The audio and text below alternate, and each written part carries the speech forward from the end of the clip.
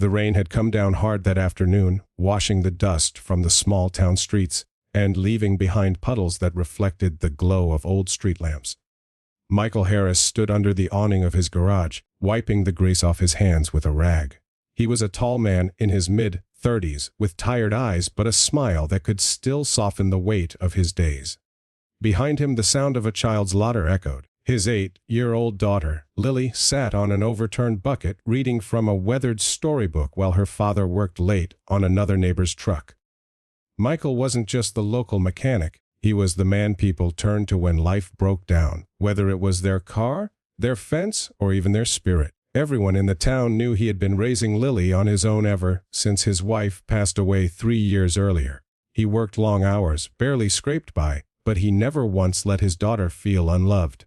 Just as he was preparing to close up for the night, the roar of an engine pierced the quiet air. It sputtered, coughed, and then died right in front of his garage. Michael looked up, startled, as a sleek black motorbike skidded to a stop. The rider, a woman in a leather jacket, her helmet gleaming under the dim lights, swung her leg over the bike and pulled off her helmet. Her hair spilled out in a cascade of dark waves, framing a face both striking and wary. She looked like she'd come from another world entirely, a world far removed from this quiet, working-class town. "Sorry to bother you," she said, her voice carrying a mix of frustration and embarrassment. "My bike just gave up on me, and I don't know anyone around here." Michael smiled gently, tossing the rag onto his workbench. "Well, you're in luck. I happen to know a thing or two about machines that give up." The woman let out a small laugh, though her eyes betrayed exhaustion. Michael motioned for her to wheel the bike into the garage. Lily peered up from her book, curiosity sparking in her bright blue eyes. "Daddy, who's that?" she whispered. "Just someone who needs a little help." Michael whispered back with a wink. As Michael bent over the bike, tools in hand, he asked, "So, where were you headed on a night like this?" The woman hesitated. "Just passing through." She avoided his eyes, as if hiding something. "Name's Claire." Michael nodded, not pressing further. People came and went all the time, each carrying stories they weren't ready to tell. He respected that. He focused on the engine, his hands moving with practiced precision. Lily, never shy, walked right up to Claire and asked, "Do you like stories? Daddy reads to me every night." Claire blinked, caught off guard by the little girl's openness. Slowly, she knelt down. "I used to love stories when I was your age. What are you reading?" Lily proudly held up her book. "It's about a princess who runs away because she doesn't want to be lonely anymore." Something flickered in Claire's eyes, but she only smiled softly. "That sounds like a very brave princess." It didn't take long for Michael to spot the issue. A clogged fuel line. "Nothing too serious," he assured her. "Give me a few minutes and she'll be good as new." Claire exhaled, visibly relieved. "Thank you. I didn't expect anyone to still be open." "I'm not really open," Michael admitted with a small chuckle. "But sometimes life doesn't run on business hours."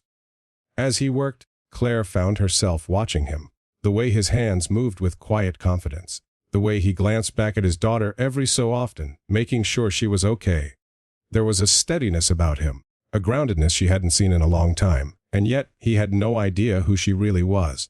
Because Claire wasn't just a traveler passing through.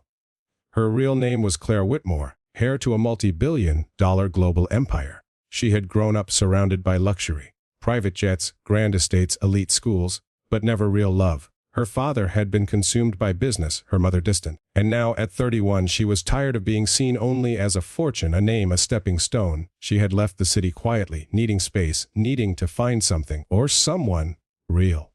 And here, in a small-town garage with a single dad and his bright-eyed daughter, she was seeing something she hadn't felt in years: authenticity. "All right," Michael finally said, wiping his hands. "She's ready to ride again."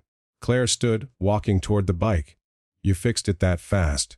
Sometimes things look more broken than they are," he said, tightening one last bolt. "They just need the right attention." Her chest tightened at his words. He was talking about the bike, but it felt like he was talking about her. "How much do I owe you?" she asked, reaching for her purse. Michael shook his head. "Don't worry about it." Her brows furrowed. "I can't just let you?" "Mom?" he interrupted gently. "You were stuck on the side of the road. I just did what anyone should do. You don't owe me anything. For a woman used to people charging her triple the moment they recognized her last name, the refusal was almost shocking. "At least let me buy you both dinner," she insisted, glancing at Lily. Michael hesitated. Money was tight, yes, but his pride was stronger. "That's kind of you," he said. Slowly. "But really, we're fine." Lily tugged at his sleeve. "Daddy, I want her to stay. She looks lonely." The words hung in the air, innocent yet piercing. Claire's throat tightened. She hadn't realized how visible her loneliness had become. Michael softened, meeting her eyes. "Well, I guess we could make an exception." That night, they sat together at a diner on Main Street. The neon sign buzzed overhead, the booths cracked with age, but the smell of fresh pie and coffee filled the air. Lily chattered away about school and her favorite cartoons, while Claire listened intently, laughing at every joke. Michael watched them quietly, a strange warmth filling his chest. It had been so long since he'd sat across from someone who wasn't family, who wasn't offering condolences or business advice. Claire wasn't asking for anything, she was just there. And Claire, she found herself forgetting the world she came from. Here, she wasn't a billionaire or an heiress, she was just a woman sharing pie with a father and his daughter. For the first time in years, she felt seen, not for her name, not for her money, but for herself. When they finally stepped outside, the night air crisp against their cheeks, Claire turned to Michael. "Thank you for fixing the bike, for the company, for everything." He shrugged modestly. "Like I said, just doing what anyone should." But Claire shook her head, her voice trembling slightly. "No, not everyone would. Not everyone is kind, just to be kind." For a long moment, their eyes met. The single dad who gave everything for his daughter, and the billionaire who had everything except what she truly needed. Neither spoke the truth that hung between them. That something had shifted, something unexpected and undeniable. And in that small town street, under flickering neon lights, both of them knew their lives would never be the same again.